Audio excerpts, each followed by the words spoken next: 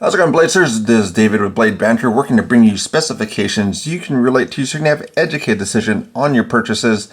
This is one from Bestech knives. This is called the Supersonic, and I think it's a pretty knife. This is a titanium knife as far as the handle scales, but that's going to be how it looks in your pocket if you want to see that. And then we'll kind of go on to things. So this one is going to be one that is well done. For a titanium knife, this has got a lot of grip for it, so in handling it, these little milled areas here actually do offer a good deal of grip when taking it out of the pocket. So that's one thing that I did find to be very nice about the use of this knife, and as far as a normal day-to-day operation for it. So it actually does have enough grip to it, so it's not totally washed out or basically milled down where you don't get a grip. So it actually does have a good grip for it when you're actually using it and taking it out of that pocket. So that's something that's good about it weight-wise. So for this channel, we do quarters. So as far as this one goes, this one comes to be about 4.1 ounces, which comes out to be 20 quarters and 1 penny. So if you do have that available to yourself, pick that up. Otherwise, you can add, basically each quarter is about 0.2 ounces, and this is 0.1 ounces. So if you have like another knife that you have laying around, you can add that to it. It actually does feel a little different in hand. So if you actually put it onto a bug out or some other knife that you have available, then you can get a better idea as far as what that feels like in your hand for this knife.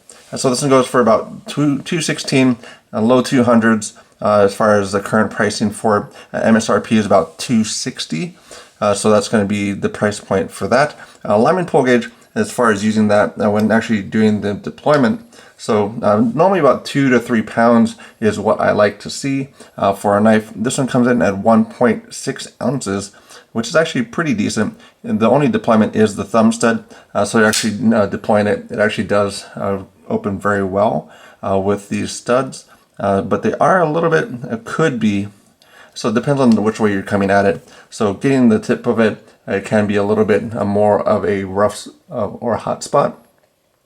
But it does deploy well. Definitely you notice it's there. So actually, if you want to get to it, you can find it very easily and deploy your knife to put into use. But that's kind of the thing about them. The studs can be a little sharp. So that's something that's not the best.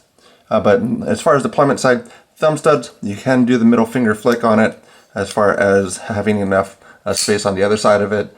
And then you can do basically traditional, so just doing a pinch and roll or like a regular traditional knife, so 2-hand open. So that's something that's available for it. No other real deployment for the knife itself. Now this one does have my measurements were 3.47 inches and a drop point blade. This one's a two-tone. I think they pretty much stick to a lot of two-tones. Like there's 3 different handle materials that are available for it. So you probably will find something that you do like for that.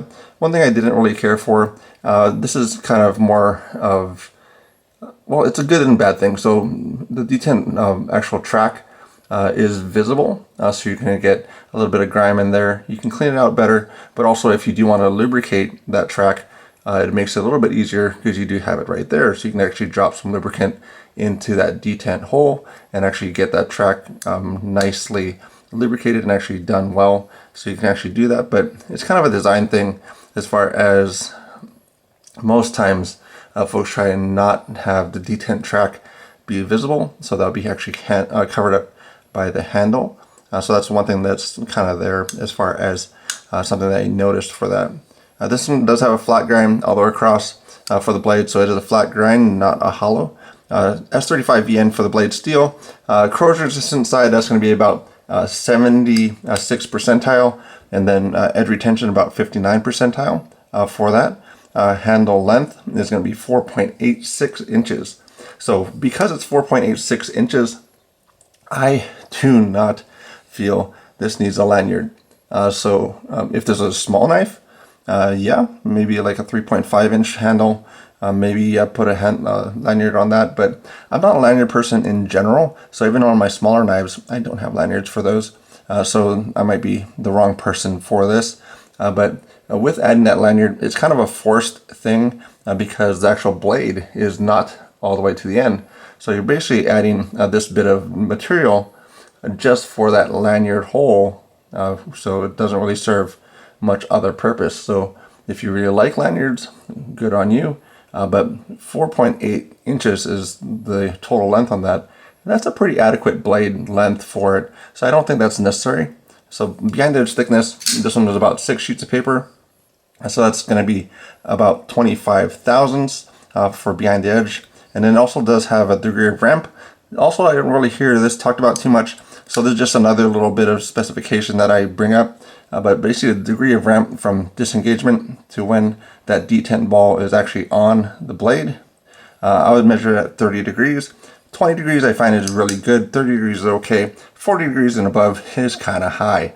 So basically in looking at this, so basically from 0 degrees, so 20 degrees I find to be really good. 30 degrees is where this knife is. 40 degrees would be, I feel, is too high. And then like something like a Pilar is like 50 something degrees. So it's really high. So that's kind of what I have for this. But 30 degrees for this one, and fairly big, thick, the handle thickness, or the actual blade stock thickness, I apologize, is going to be fairly high. So 3.77 millimeters for this blade stock, so almost 4 millimeters for this one. Only way to handle this is going to be right hand tip up.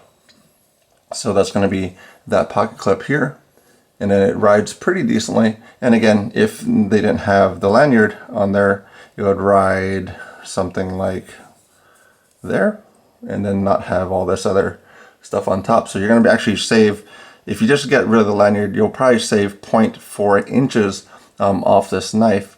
So that's something that I just don't feel it's necessary for this one here. But that's just with the lanyard delete. But overall, there hasn't been too many Bestechs that I was like really impressed with. So this one kind of comes together. It's a no-name as far as a designer, so there's nobody that actually is given the credit for it. And that's something I do have a concern with, not really concerned with, but I wish that some designers would be able to get some credit, because that's even across the board. So that's US manufacturers, Chinese manufacturers, everybody. There's times when it's kind of the in-house, so the in-house designer, at least give them a code name or something, like Red Fox or something team came up with this design. But when it's just a random, this is our design as far as the brand, it's something, just give them some credit so they can actually say, I was on this team, this is my design, this is part of what I did. But I think that's a pretty cool thing to do for them as well. So buy, bar, or avoid.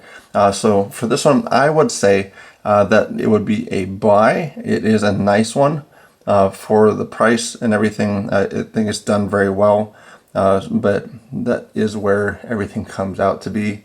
Still, lanyard, could probably cut that off, but that's just preference side.